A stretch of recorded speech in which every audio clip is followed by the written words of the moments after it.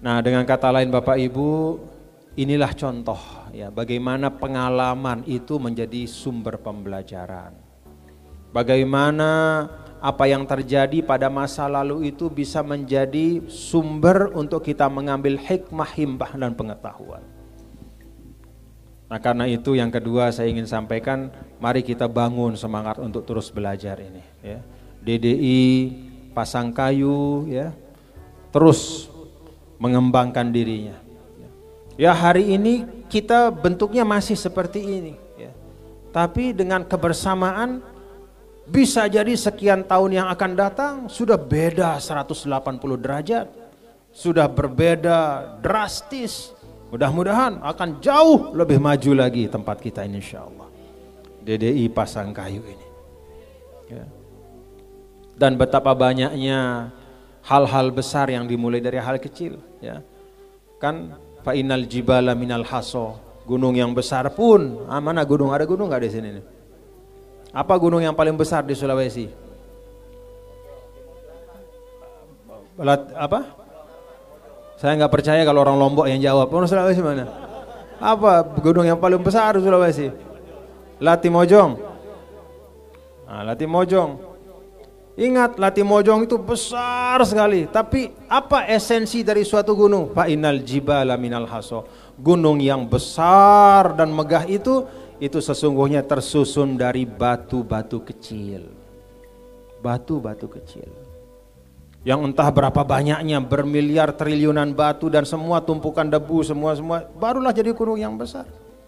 Karena itu Bapak-bapak dan ibu, kalau kita mampu menyusun batu-batu kecil itu dan meletakkannya pada tempatnya, maka akan jadilah bangunan yang kokoh. Insya Allah DDI Pasangkayu seperti itu.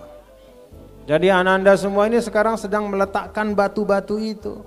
Bapak-bapak dan ibu-ibu, para pengasuh juga sedang membangun, ya, meletakkannya satu persatu. Tapi meletakkannya itu harus dengan intizam, harus dengan aturan, harus dengan kesepakatan ya.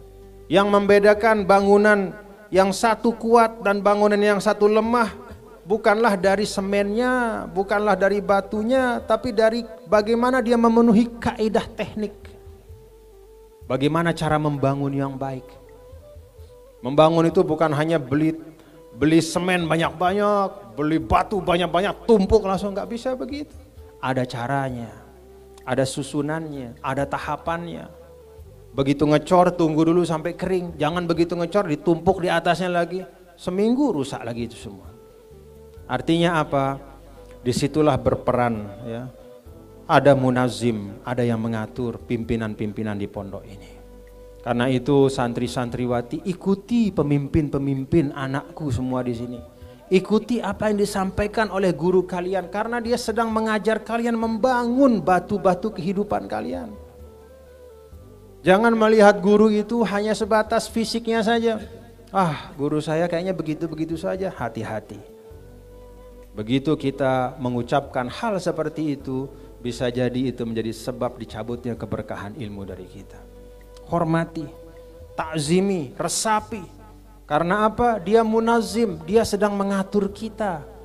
Seakan-akan mengatakan, nak taruh batu ini di sini, nak taruh ini di situ, nak begini caranya. Itulah guru kita. Sabar sama guru-guru kita, dosen-dosen. Kesabaran itulah yang sering kali membedakan antara seseorang dengan orang yang lain. Gurunya bisa sama, kitabnya tidak beda, jurusan kuliahnya sama, buku teksnya juga nggak beda, tapi hasilnya yang satu diterima masyarakat dan yang satu tidak ada yang mendengar dia. Sering terjadi seperti itu. Kalau kata guru-guru kita di pondok pesantren, kama tadi nutudan, sebagaimana engkau tidak mau mendengar gurumu, maka seperti itu pula orang tidak akan mendengar ucapanmu. Kalau engkau mentakzimi gurumu, maka orang pun akan datang dan mendengar, menyimak apa yang kau sampaikan. Nah, ini yang kedua yang ingin saya sampaikan, bahwa teruslah kita belajar ya, bapak-bapak, ibu-ibu, ananda semua belajar ya. mahasiswa, mahasiswi yang ada di sini dengan kesadaran penuh bahwa Ananda semua sedang membangun fondasi-fondasi kehidupan. Yang ketiga dan yang terakhir, Bapak-bapak Ibu, guru-guru kita, masuk Andre Guruta, Al-Maghfurlah, Syekh Ambudali, rahimahullah rahmatal abrar, masyayikh kita, mereka tidak hanya sekedar pengajar. Mereka itu bukan hanya sekedar membukakan kita kitab, bukan hanya sekedar mengajarkan kita i'rab, bukan hanya sekedar mengajarkan kita balaghah, bukan hanya sekedar mengajarkan kita ilmu-ilmu alat atau fikih atau tafsir atau hadis. Tidak hanya sekedar pengajar, tapi mereka adalah para pendidik. Mereka adalah para pembangun jiwa dan spiritual kita. Karena itu Bapak-bapak dan Ibu Ananda semua, kita perhatikan bagaimana guru-guru kita itu memulai proses pendidikannya. Tidak ada yang langsung begitu saja, selalu diawali dengan doa. Selalu diawali dengan membaca salawat, selalu diawali dengan wirid zikir.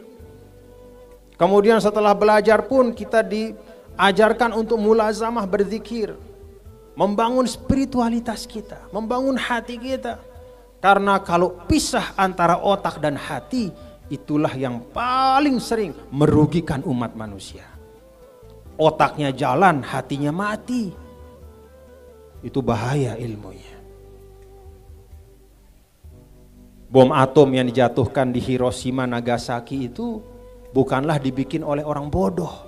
Itu dibuat oleh ahli-ahli fisika terbaik di dunia. Yang bisa merancang fusi nuklir, ya, sehingga terjadi bom atom. Reaksi pembelahan atom itu dia bisa kondisikan sehingga terjadi ledakan energi. Tapi ternyata itu digunakan untuk membuat bom yang membunuh ratusan ribu manusia. Itu contoh sederhana. Dan banyak juga para ahli-ahli itu dia bekerja hanya untuk mendapatkan uang yang banyak. Banyak. Dia tidak peduli yang mempekerjakannya itu maksudnya apa. Ya, untuk buat sesuatu yang bisa merusak manusia, tidak peduli, yang penting dapat uang. Itu ada. Di beberapa negara itu ada. Nah, itu contoh. Otaknya maju tapi hatinya mati. Ya. Maka dalam Islam itu yang paling utama kecerdasan yang disebutkan dalam Al-Quran adalah aqlul qulub.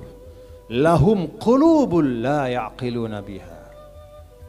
Mereka itu punya hati yang tidak digunakan untuk berpikir. Jadi fungsi berpikir yang paling utama itu sebenarnya di hati. Hati inilah menjadi sasaran. Ya. Untuk diperbaiki, untuk ditata, dihidupkan. Dan itulah yang guru-guru kita ajarkan kepada kita.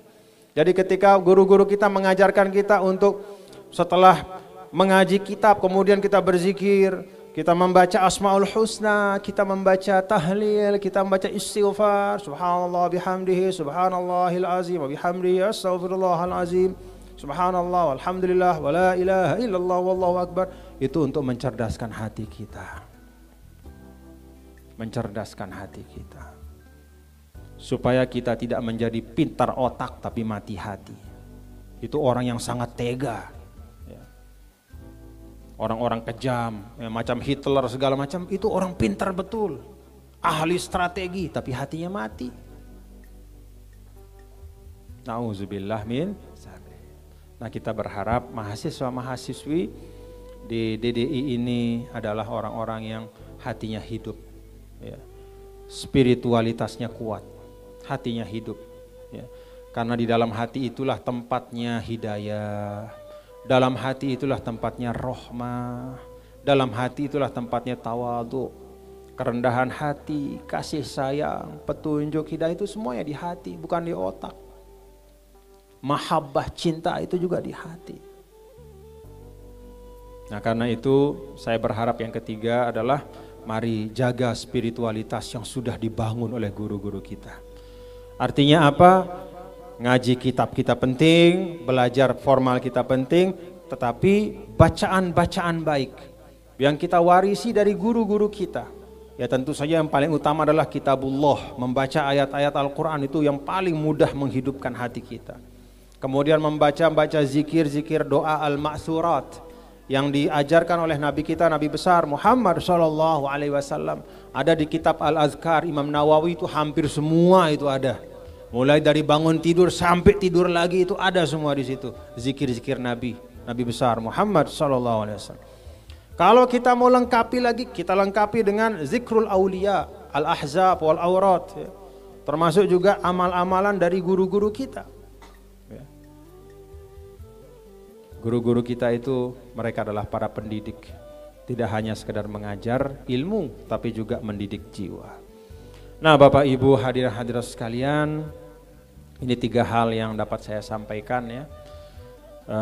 Pada kesempatan ini, yang pertama, mari kita kolaborasi dalam kebaikan, saling mengisi, karena tidak ada siapapun di antara kita yang sempurna. Al-kamalu lillahi wahdah, kesempurnaan hanya milik Allah Subhanahu wa taala.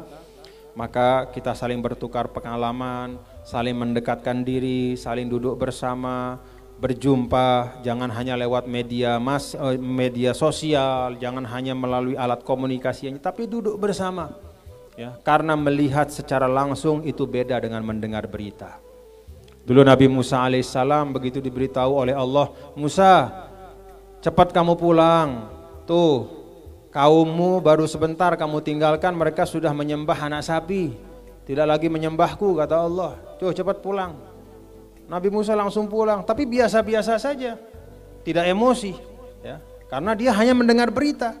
Tapi begitu dia melihat langsung, bagaimana ternyata Bani Israel itu mereka rame-rame menyembah anak sapi yang dibikin oleh Musa Samiri, lalu meninggalkan ibadah kepada Allah, lalu tenggelam dalam kemaksiatan, langsung dia banting Tauratnya. Emosi dia tarik, akhadha bi si akhi yajruhu ilaih. Jadi ditarik sampai baju bajunya Nabi Harun ditarik sama Nabi Musa. Harun, saya sudah wasiatkan kamu jaga, kenapa kamu biarkan mereka ini? Nah, kata Harun, kalau saya terlalu keras nanti mereka akan pecah belah. Akan terjadi perpecahan yang tidak bisa dirapikan lagi. Karena itu saya memilih untuk lebih halus berdakwah, mengingatkan dengan baik. Apa kata Rasulullah SAW? Laisal khobar kal mu'ayanah. Nah, kisah ini kata Nabi, ini menjadi pelajaran bagi kita bahwa berita tidak sama dengan kenyataan. Kadang berita itu lebih berat dari kenyataan. Oh, ceritanya banyak, ternyata yang terjadi hanya sedikit saja.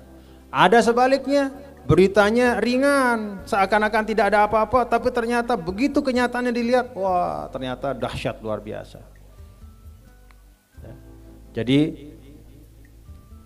kadang kita kalau hanya mendengar berita, kita akan susah mengetahui kenyataan seperti apa.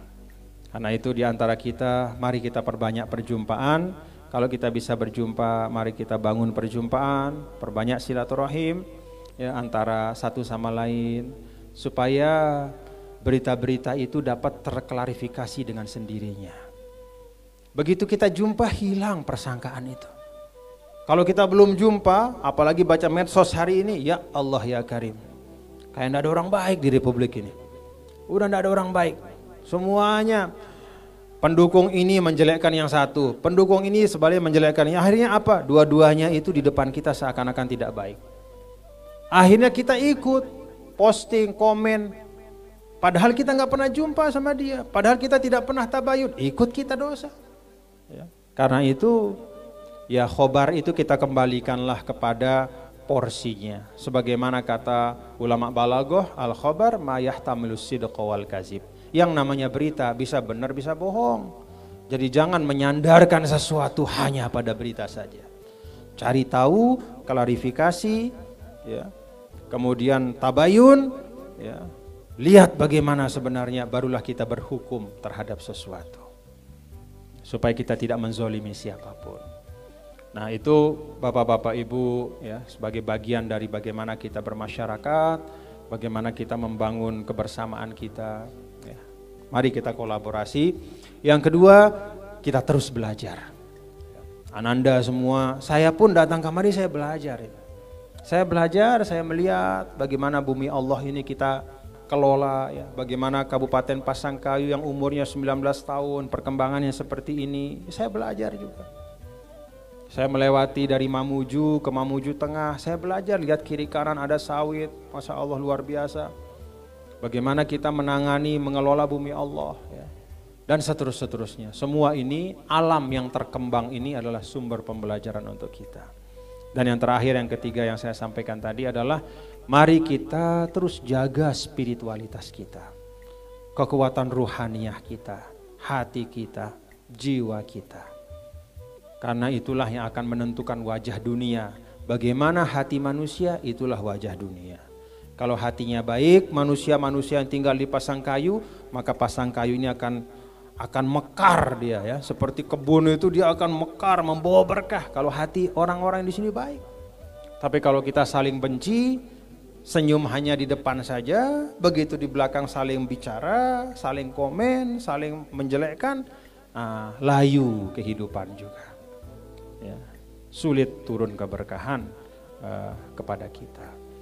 Inilah yang dapat saya sampaikan, ya. Mungkin ini tidak cocok disebut kuliah umum.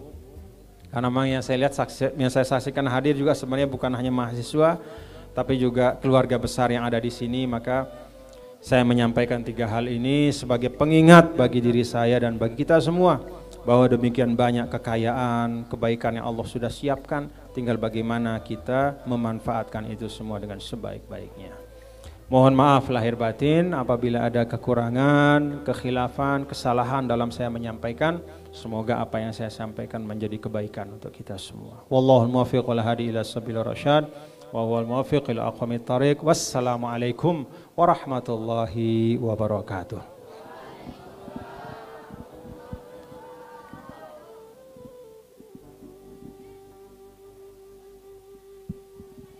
Ya, baik.